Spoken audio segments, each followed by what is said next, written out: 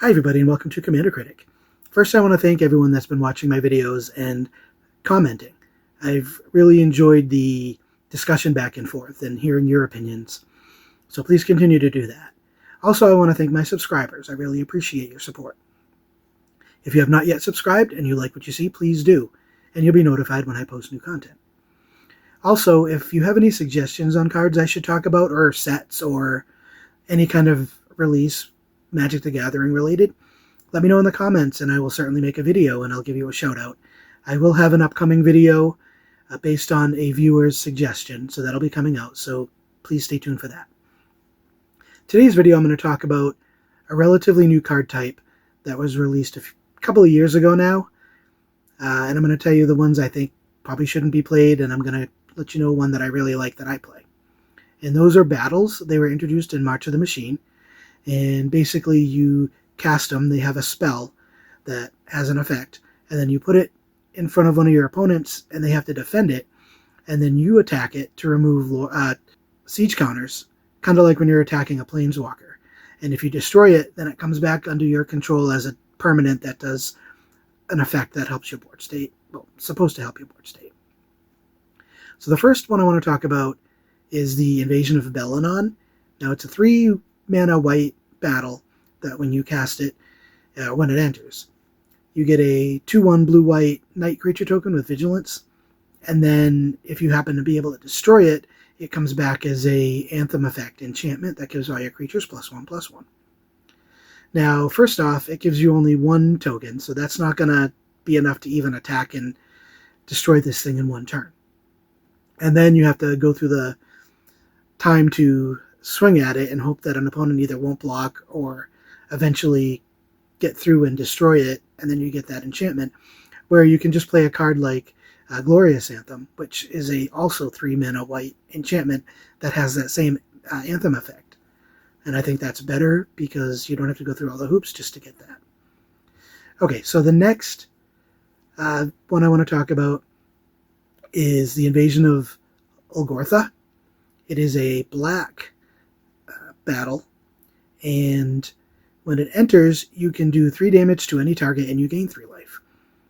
Now, that's not going to change the game for you. Gaining 3 life is not going to get you there, and you're not going to do 3 damage to an opponent in a 40 life game. So you're going to probably want to maybe destroy one of their creatures, and all that's going to do is get them mad, and they're going to swing back at you. And then you're going to lose more life than the 3 you gained, right? And if you do happen to be able to destroy it, you do get a Grandmother Senger creature that whenever a creature an opponent controls dies, it gets +1/+1 and you gain 1 life. But everybody gets to see what's on the other side of these battles because it's common public knowledge, because it's a permanent on the battlefield. And they're probably not going to want you to get to there. And even if you do, it's a creature. It can be removed. You may be able to make it big and swing in and maybe gain some life, but I really don't think it's going to end up winning the game for you. And it's just going through hoops again with these battles to get an effect that isn't really going to pay off that much. The third one I want to talk about is the Invasion of Fiora.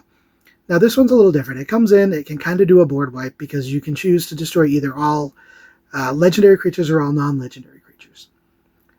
Most of the time people are playing with both types, and you're going to wipe only half the board, and you're going to also destroy some of your creatures, more than likely.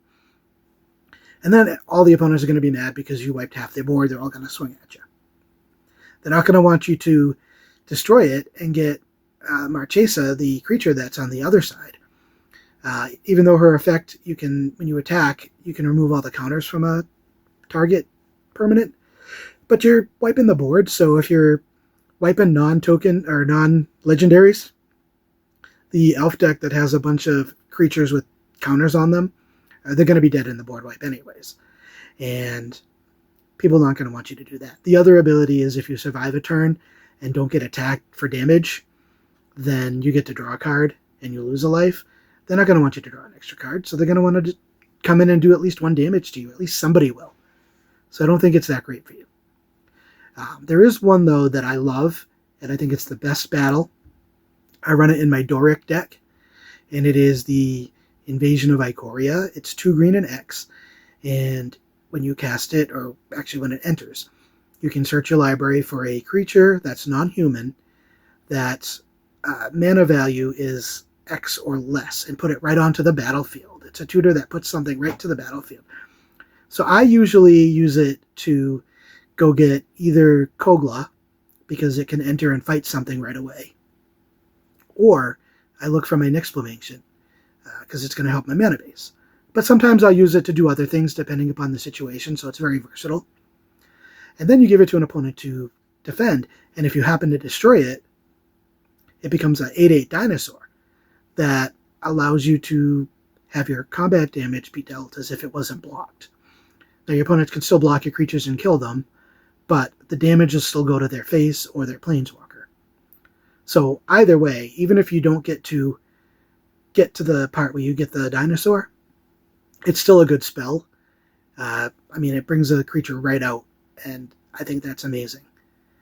But what do you guys think? Do you play any of these battles? Do you have any decks that the ones I don't like would make it work for you? Or do you have a favorite one? Do you have any stories about playing these battles and it got you a game? Let me know in the comments. And please, again, like my videos and subscribe if you want to see more content. I appreciate it. And thanks for watching. Until next time.